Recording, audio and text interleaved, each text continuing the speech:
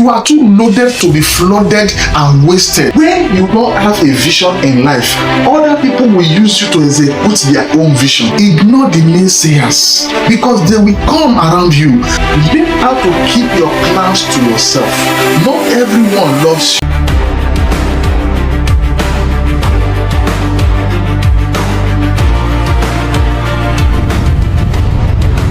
He was a cupbearer to the king in the Persian palace.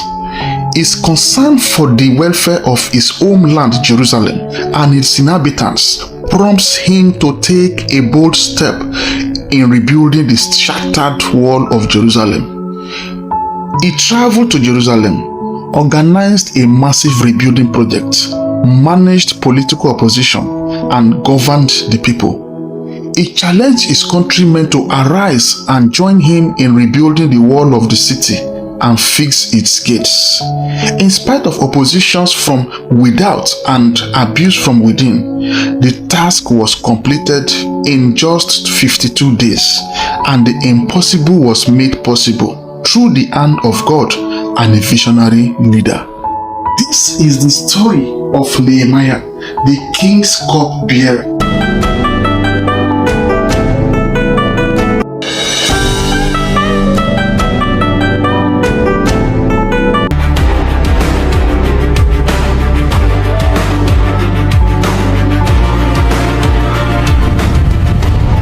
To know the story of Nehemiah, we have to go back to the very beginning.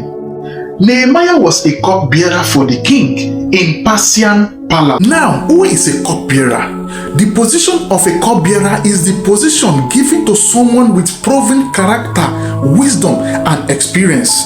They are highly trusted. A cupbearer has direct access to the king and in fact are responsible for protecting the king from being poisoned. Nehemiah was in Susan, and one day one of his brethren, Anani, and some other men from Judah came to visit him, and he was very happy to see them. He asked them, "How are my people in Jerusalem?"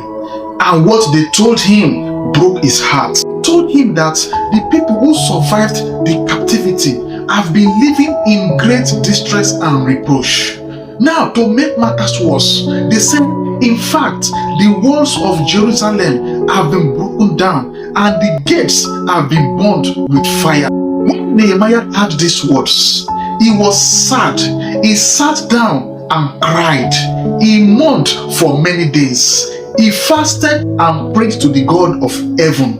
Then he decided to do something concerning the issue of Jerusalem. Nehemiah understood one thing, that in life, whatever you refuse to address will continue to dress you in its own form and shape. But there's a problem. What is the problem? The problem is that Nehemiah needed to get permission from the king before he can embark on his journey to Jerusalem to execute that vision in his mind. Nehemiah prayed and put the heart of the king into the Lord's hand. And guess what? God answered his prayer. The king asked Nehemiah, "What do you request?" And Nehemiah was able to tell him his worries, his decisions, and his requests. And the king granted him his request. Nehemiah arrived in Jerusalem, his hometown. He was there for 3 days. He did not tell anyone his plan. He did not tell anybody what the Lord has laid in his heart to do.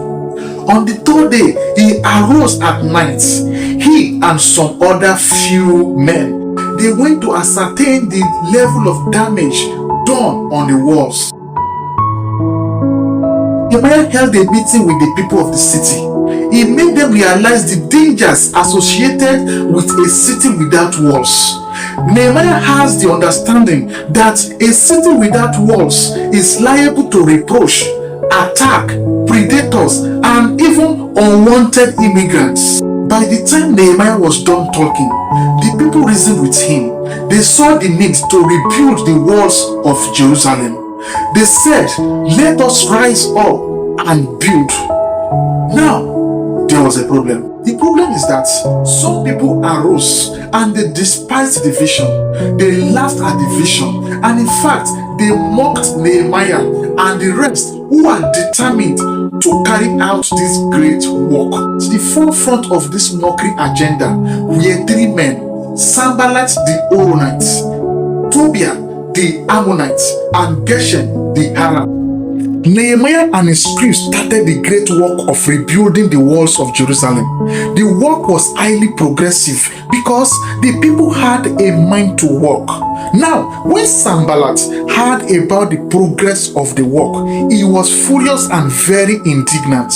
In fact, he continued in his mockery agenda on the Jews. Tobiah, on his own part, said, "These people are just wasting their time. If even a rabbit goes up on this wall, the wall will break down." The beginning of every vision in life, people will mock you. Some people will despise you. In fact, some will tell you to your face that you are too small to handle such a project. What they do not know is that what God has deposited in you is bigger than what they can imagine. And now, God will make provision for the vision and give you the empowerment to carry out the vision you have envisioned. All this happened because the hand of God was upon Nehemiah. You see, if there's any prayer point I will urge you to pray from today, please say, "Lord, let your mighty hand be upon me." Because when the hand of God is upon a man, he will win God's favor. Even men will favor him from every areas of life. Now, when the enemies saw that these people meant business, they were angry because they noticed the work was highly progressive, and what started as a mockery developed into an attack. They conspired to attack Jerusalem and cause confusion among the people. Wanted to do everything possible to make sure that the vision is not accomplished. Now, when Nehemiah noticed it, they prayed to God, and what Nehemiah did next will shock you. Before we continue, my name is P. Charles, and this is The Real Analyticals, a place where we explore Bible stories, biblical characters, and teach the Word of God with simplicity, clarity, and insight, bringing out vital lessons that will transform our daily life. Welcome back. Let's continue the story. You see, Nehemiah did not yield to the plots of the enemies. He was not afraid of them. He did not stop the project. Rather, he encouraged his workers. At a point, he positioned some men at the lower part of the walls with their sword, spears, and bows. Nehemiah made provision for a trumpet, and he said to them, "Wherever you hear the sound of the trumpet, rally round us, and our God will fight for us." Nehemiah made strategies. He put up systems, and guess what? It worked, because within the space of 52 days, the walls of Jerusalem was rebuilt. When the nations around them heard of it, when they saw it, even including their enemies, they were shocked and surprised, and they confessed in their hearts that this must be God. You see, it's only God that can do such marvelous things. These are the lessons learned from Nehemiah's story. Number one is that Nehemiah, though a cupbearer for the king, was concerned about the welfare of his people and his homeland. This taught us that in life we should learn to care about the welfare of others. Life should not be about us alone. Look around you. There are other people who need your help, and please learn to render help. Number two lesson is that because Nehemiah understood one thing, that if there is a mouth to pray, there is a God that answered prayer. So Nehemiah prayed and put the heart of the king into the Lord's hand, and God answered his prayer. In fact, the king did more than Nehemiah expected, which means as human being or as a Christian, prayer is not an option. Prayer is necessity. The Bible says we should pray and not cease from praying. Number three lesson is that Nehemiah was in the town for good 3 days. He did not tell anybody his plans and vision. have destroyed and aborted their dreams, vision, marriages, business plan by not keeping short. They don't know how to keep their mouth shut. Not everybody you see love you. Not everybody you see wants you to fulfill your dreams in life. Number 4 lesson is that to succeed in life, either in business, in marriage, in governance, in any area of life, there is need to apply the 5 vision accomplishment principles of Nehemiah. Number 1 principle is vision. Nehemiah had the vision to rebuild the broken walls of Jerusalem. Without vision, organization loses direction, businesses stagnate, people settle for survival instead of growth, and perish for lack of vision. A visionary leader is someone who, through his vision, sees possibility before others do, has a clear picture of the future, inspires people toward a purpose, motivates others to believe in his vision and mission. Here there is vision. There is a need for a mission to accomplish the vision under the leadership of the visionary. You see, when you don't have a vision in life, other people will use you to execute their own vision. Number 2 principle was that Nehemiah prayed and fasted. Nehemiah understood one thing, that with God all things are possible, and by strength no man shall prevail. Prayer is very important. You see, spirituality alignment goes before execution. Nehemiah has this understanding, so he put the case before God first and prayed unto him for divine empowerment. Nehemiah's results and reports attested to this principle, because even his enemies, they bow down and say in their hearts that no, this must be God. Number 3 principle is that Nehemiah did not just embark on the journey to fulfilling his vision. He made research, he made survey, he studied, he looked at the magnitude of the job ahead of him. In business and entrepreneurship, it represents market research, studying competitors, understanding the customer's need. In life, what Nehemiah did represents you knowing who you are. What is your assignment on earth? What is your purpose? What are the gifts and talents God has embedded in you, and making use of them by pursuing your vision in life? Number 4 principle is that Nehemiah raised a team. Nehemiah knew that he cannot do the work alone. So he raised a team, he motivated them, he encouraged them, and the work was done. You see, as a visionary leader who owns a business or an organization, you can't do it alone. You need a team. In fact, a strong team for that matter, for you to succeed in your vision. The number 5 principle learned from Nehemiah's story is that Nehemiah created structures, strategies, and systems during opposition, during criticism. Now, Nehemiah had prayed and fasted, and when this opposition came, he did not go to God and begins to cry. He did not weep and tell God that I have prayed and fasted unto you. Why are this happening to me? But rather, he made and created strategies, systems, and structures.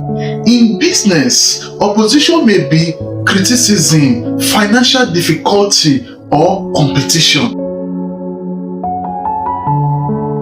My number 1 counsel for you is this: have a vision, have a plan, have a vision and plan for the next 5 years, 10 years, 20 years. Be a problem solver and not a problem orchestrator. In fact, you can write the vision down, because you can see that in the book of Habakkuk chapter 2, verse 2 down to verse 4. Write the vision and make it plain on tablets, that he may run who reads it. For the vision is yet for an appointed time, but at the end it will speak, and it will not lie. Though it tarries, wait for it, because it will surely come, it will not tarry. Don't allow people to use you to accomplish their own vision. This is my number 2 counsel to you. Always pray and put your visions and plans before God, because when things become difficult, tough, rough, and confusing, it's only God that can help you out of it. Now, that is a God that you have a good relationship with, a God whom you always visit only in the times of trouble, may find it difficult to answer you, but create a good relationship with Him by coming to Him first. Pray and put your visions and plans before Him. Then you will see what great and mighty things He can do with your vision. My number 3 counsel to you is that do not substitute prayer for laziness and mediocrity. Yes, you can pray, but after prayer, always put it at the back of your mind that there is responsibility attached to every answered prayer in life. God is not a magician. God will not come down to do that which He has given you the wisdom to do. Nehemiah prayed and fasted, my brother, yet he put on strategies, he put on systems, and the work was done successfully. Now, prayer has its own part to play, and also the wisdom God has given to you also has its own part to play. My number 4 counsel to you in this episode is that do not despise your little beginning. Though your ministry may start small now, though your business may start very little now, but please do not despise your little beginning, because your latter end shall be great by the grace of God. You are too loaded to be flooded and wasted. Now, God has deposited a lot in you. It will take time. You have to be patient. You have to be consistent, and you will see the great and mighty things God will do through you in that ministry, in that business, in that vision, in that career. Though they may criticize you today, they may mock you today, but I can assure you that they will celebrate with you tomorrow. So please, never give up. Never give up. Never give up. Furthermore, ignore the naysayers, because they will come around you. They will say a lot of things. They will make you feel that no, you can't do this thing. But never listen to them, because they did the same thing to Nehemiah. Nehemiah did not listen to them. In fact, there was a point that they wanted to deceive them to come down from the walls so that they will be distracted.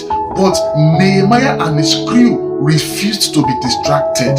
And at the end of the day, the project was highly successful. Never listen to the naysayers. Learn how to keep your plans to yourself. Not everyone loves you.